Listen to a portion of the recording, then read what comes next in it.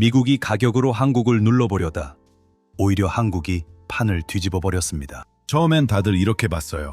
한국 공군 수송기면 결국 미국 허큘리스로 가겠지. 근데 이번엔 달랐습니다. 한국이 진짜로 버튼을 눌러버린 거예요.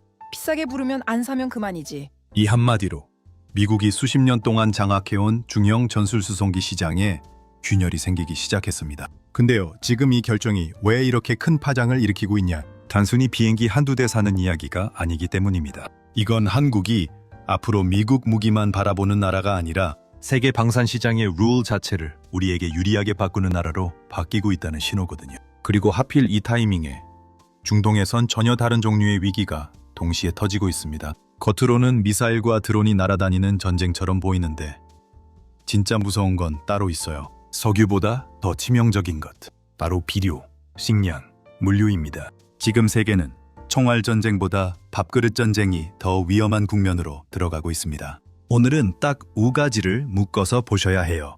왜 한국이 지금 브라질 수송기를 택했는지, 그리고 왜 그 결정이 단순한 군사 뉴스가 아니라 앞으로 한국인의 생존과 돈, 수출, 산업까지 연결되는 이야기인지 끝까지 보시면 그래서 한국이 지금 이 카드를 꺼냈구나 하고 소름 돋을 겁니다. 먼저 한국이 왜 미국 대신 브라질을 택했는지부터 보겠습니다. 원래 한국 공군의 대형 수송기 전력은 미국산 C-133 계열이 중심이었어요. 그래서 후속 도입도 자연스럽게 미국 락헤드 마틴의 C-130J, 슈퍼 허큘리스로 갈 거라고 보는 사람이 많았습니다. 운영 호환성, 정비 체계, 기존 파일럿 숙련도까지 생각하면 사실 가장 무난한 선택이었거든요. 아무도 의심 안 했어요. 이번에도 미국 거 사겠지 하고요. 근데 여기서 문제가 터집니다. 한국이 그래, 그럼 가격과 조건을 보자 하고 테이블에 앉았는데 미국 쪽에서 내민 조건이 생각보다 너무 셌던 거예요. 쉽게 말해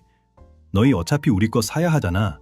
이런 분위기가 익혔다는 거예요. 동맹국이라는 이름 뒤에 숨어서 사실상 갑질에 가까운 조건을 제시했다는 해석이 나오는 이유가 이겁니다. 그리고 한국은 여기서 기분만 상한 게 아니라 계산기를 두드렸습니다. 잠깐, 이거 꼭 미국이어야만 하나?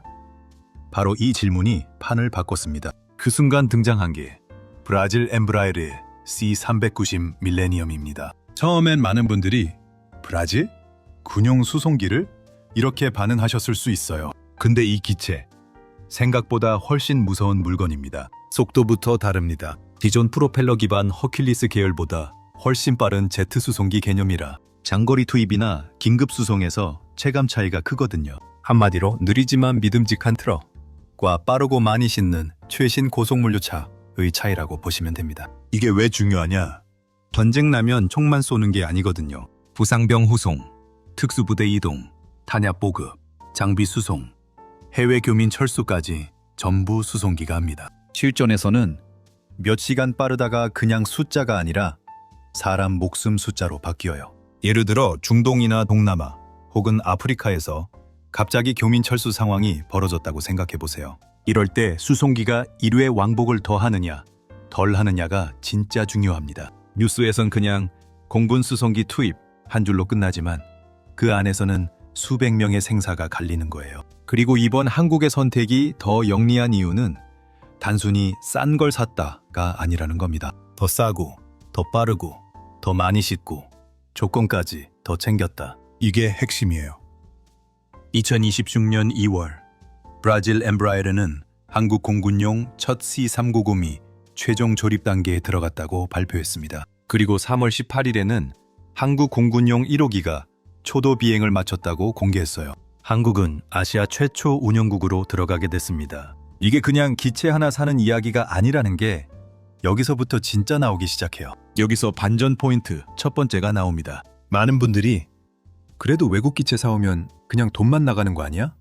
이렇게 생각하시잖아요. 근데 이번 건은 다릅니다. 방위사업청이 그냥 기체만 산 게 아니라 국내 업체 참여와 절충 교역, 공군망 진입을 같이 묶어서 가져갔다는 해석이 강해요.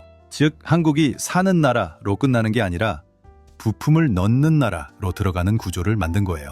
이게 무슨 뜻이냐면 앞으로 C-399적이 다른 나라에 더 팔릴수록 한국 기업도 같이 먹을 수 있다는 겁니다. 한 번 계약하고 끝나는 게 아니라 정비, 부품, 후속 지원, 업그레이드까지 길게 돈이 붙는 구조죠. 이게 바로 진짜 방산입니다. 쉽게 말해 예전엔 미국 무기 사서 미국 배만 불린다는 말이 나왔는데 이제는 남의 플랫폼에 한국 부품을 꽂아서 세계 시장에 들어간다로 바뀌는 겁니다.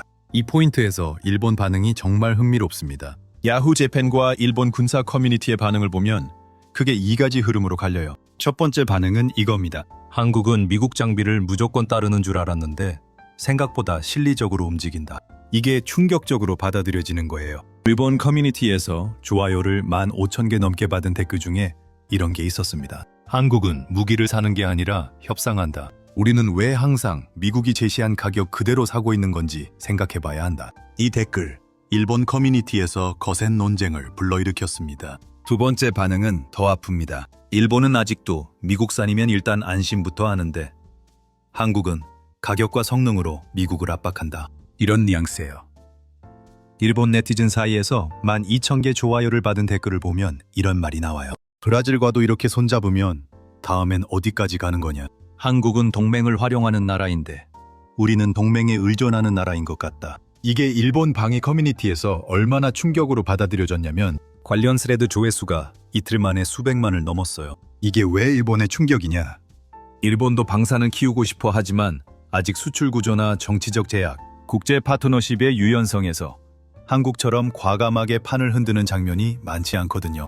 일본은 방위 장비 이전 3원칙이라는 틀 안에서 움직이다 보니 한국처럼 빠르게 다변화, 파트너십을 엮는 구조 자체가 어렵습니다. 그러니까 한국이 브라질과 손잡고 미국 독점 구도를 흔드는 그림 자체가 꽤 상징적으로 보이는 거예요. 실제로 일본 방위성 관련 인사들 사이에서도 내부적으로 한국식 절충교역 모델을 배워야 하는 거 아니냐는 말이 나오고 있다는 현지 보도가 있을 정도입니다. 돈 있고 기술 있는 나라가 협상 테이블에서 지고 있다는 차조가 일본 내부에서 터져나오고 있는 거예요.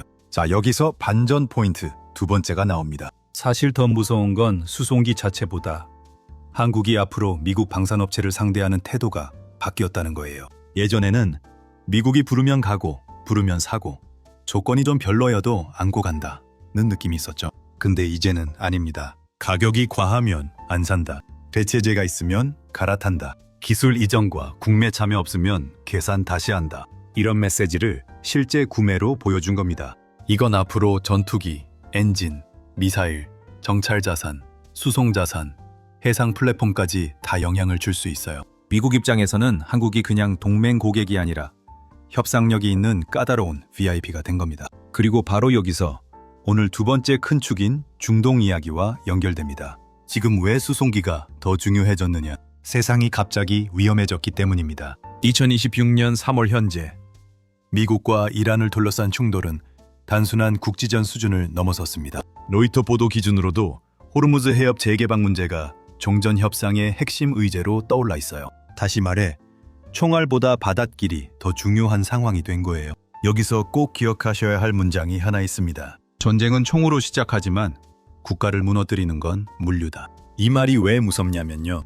호르무즈 해협은 단순히 석유만 지나가는 길이 아닙니다. 세계 경제의 동맥이에요. 여기가 흔들리면 기름값만 오르는 게 아니라 비료, 원자재, 선박운임, 보험료, 식량 가격까지 줄줄이 흔들립니다. 특히 한국처럼 수입 원자재 의존도가 높은 나라에선 이게 그냥 국제 뉴스가 아니라 곧바로 밥상 물가로 번집니다. 라면값, 빵값, 사료값, 물류비, 전기요금까지 전부 연결돼요. 한마디로 중동 전쟁은 남의 일이 아니라 마트 가격표로 오는 전쟁인 겁니다. 여기서 더 심각한 게 있어요. 이번엔 석유 하나만의 문제가 아니라는 거예요. 비료 원료와 농업 공급망까지 동시에 흔들리고 있습니다. 로이터와 주요 외신 흐름을 보면 호르무즈를 둘러싼 긴장 자체가 에너지뿐 아니라 아시아 공급망 전체의 리스크로 인식되고 있어요. 쉽게 말하면 이런 겁니다. 전쟁이 길어지면 농사 타이밍이 밀리고 농사 타이밍이 밀리면 식량 가격이 올라가고 식량 가격이 올라가면 결국 사회 불안이 커집니다. 총알이 떨어지기 전에 먼저 밥값이 터지는 거예요. 실제로 로이터가 보도한 걸 보면 걸프만 주요국들이 미국과 이란 사이에서 오판이 벌어질까봐 극도로 긴장하고 있다는 내용이 나와요. 미국의 군사 압박이 이란을 자극해서 호르무즈를 실제로 막아버리는 시나리오. 이게 결코 먼 이야기가 아니라는 거거든요. 그 순간 하루에만 전 세계 석유 공급의 20%가 끊기는 거예요. 그래서 지금 한국이 수송기 전력을 강화하는 건 단순히 군사 과시가 아닙니다. 해외 교민 보호, 긴급 구호, 전략 수송, 연합 작전, 재난 대응까지 모두 대비하는 움직임이에요. 전쟁을 하려고 사는 장비가 아니라 전쟁과 재난 속에서 한국인을 빼내기 위해 필요한 장비라는 겁니다. 여기서 잠깐 질문 드릴게요. 여러분은 지금 한국 방산이 어떤 방향으로 가야 한다고 보십니까? 미국 중심 동맹형으로 더 깊게 가야 한다고 보시는 분. 브라질, 유럽, 중동까지 다 활용하는 다변화 전략으로 가야 한다고 보시는 분. 댓글에 딱 한 줄로만 남겨주세요. 반응 좋으면 다음 편에서 한국이 앞으로 진짜 노려야 할 방산시장 5곳 정리해서 가져오겠습니다. 자, 이제 반전 포인트 세 번째가 나옵니다. 그리고 이게 오늘 제일 소름 돋는 부분이에요. 그런데 왜 한국은 이런 걸 잘하는데 일본은 자꾸 엇박자가 나지? 이 질문 일본 커뮤니티에서도 나오고 있어요. 야후재팬 관련 기사 댓글에서 실제로 이런 반응들이 달렸습니다. 한국은 구매 협상 자체가 전략이다. 일본은 예산을 짜기도 전에 미국 눈치부터 본다. 이게 자국 네티즌이 자국을 비판하는 말이에요. 꽤 충격적이죠. 일본은 돈이 없는 나라가 아닙니다. 기술이 없는 나라도 아니죠. 그런데 이상하게 위기 때마다 속도와 유연성에서 답답한 장면이 자주 나옵니다. 이유는 간단해요.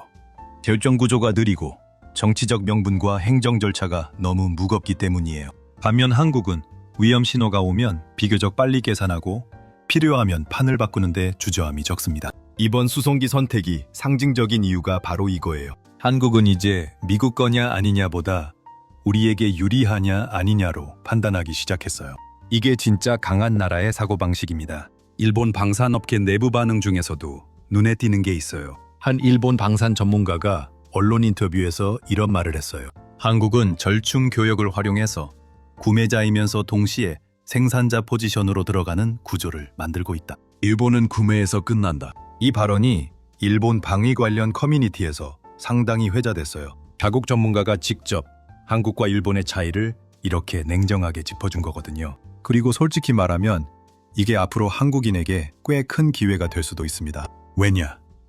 방산은 이제 총만 파는 산업이 아니거든요. 항공전자, 복합소재, 정비, 소프트웨어, 센서, 부품, 물류, 훈련 체계까지 전부 묶인 거대한 생태계입니다. 한국이 이런 국제 플랫폼 사업에 더 깊게 들어갈수록 중견기업과 부품기업, 엔지니어, 협력업체들까지 먹을 게 커져요. 한마디로 전투기 몇 대 팔았다가 중요한 게 아니라 그 뒤에 붙는 산업 사슬을 누가 먹느냐가 진짜 핵심입니다. 여기서 이걸 산업 관점으로 더 넓혀보면 더 무서운 그림이 나옵니다. 지금 한국 방산은 K2 전차, K9 자주포, FA-50 경전투기로 세계 시장을 뚫고 있잖아요. 폴란드에 수조 원짜리 계약을 따냈고 루마니아, 노르웨이, 이집트, 호주까지 한국 무기를 진지하게 검토하고 있어요. 거기에 이번에 C-3구식 운영국으로 들어가면서 수송기 플랫폼에서도 국제 공급망에 발을 걸친 겁니다. 이게 왜 중요하냐?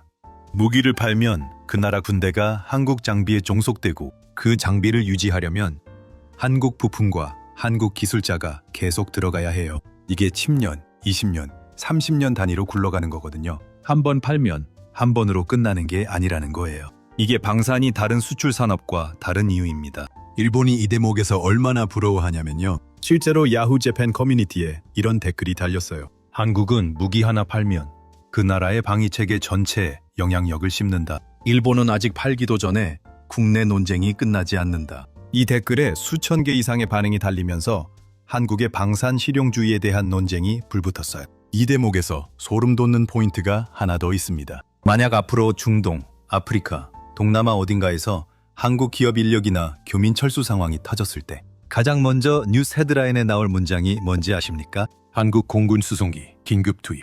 여러분은 그때 그 뉴스 한 줄만 보겠지만 사실 그 한 줄 뒤에는 오늘 같은 결정이 이미 몇 년 전부터 준비돼 있었던 겁니다. 그래서 저는 이런 국방 뉴스가 절대 지루한 숫자 노름이 아니라고 봐요. 이건 결국 국가가 국민을 끝까지 배려할 수 있느냐의 문제거든요. 이쯤에서 또 하나, 지금 진행 중인 일본 내부 균열도 짚어봐야 해요. 실은 일본도 지금 방위비를 GDP의 2%까지 올리겠다고 선언했잖아요. 근데 내부적으로 예산은 쓰는데 구조가 바뀌지 않는다는 불만이 쌓이고 있어요. 방위성이 미국산 장비를 비싸게 도입하면서 정작 일본, 국내 방산업체에 돈이 잘 안 돌아간다는 비판이 나오고 있거든요. 이게 한국이 이번에 보여준 방식과 완전히 대비되는 그림이에요. 한국은 돈을 쓰면서 구조를 바꿨는데 일본은 돈을 쓰면서 구조를 그대로 유지하고 있다는 거예요. 그 차이가 5년 후, 10년 후에 방산 생태계 전체의 격차로 나타날 수 있다는 분석이 나오고 있습니다.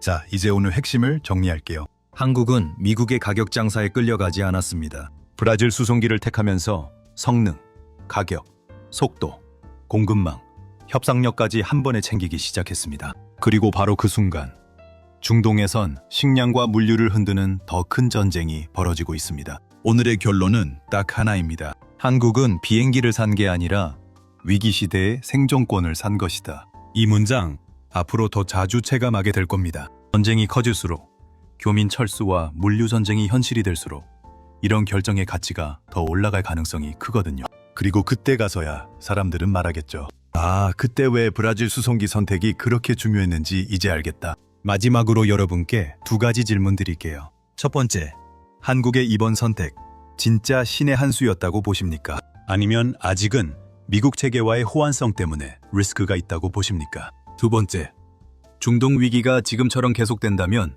한국이 가장 먼저 준비해야 할 것이 수송기 전력 강화인지 아니면 식량과 원자재 비축인지 댓글로 여러분 생각 남겨주세요. 이런 식으로 뉴스 한 줄 뒤에 숨어있는 진짜 판의 변화를 가장 빠르게 읽고 싶으시다면 지금 구독과 좋아요 꼭 눌러주시기 바랍니다. 지금까지 꺼리두부였습니다.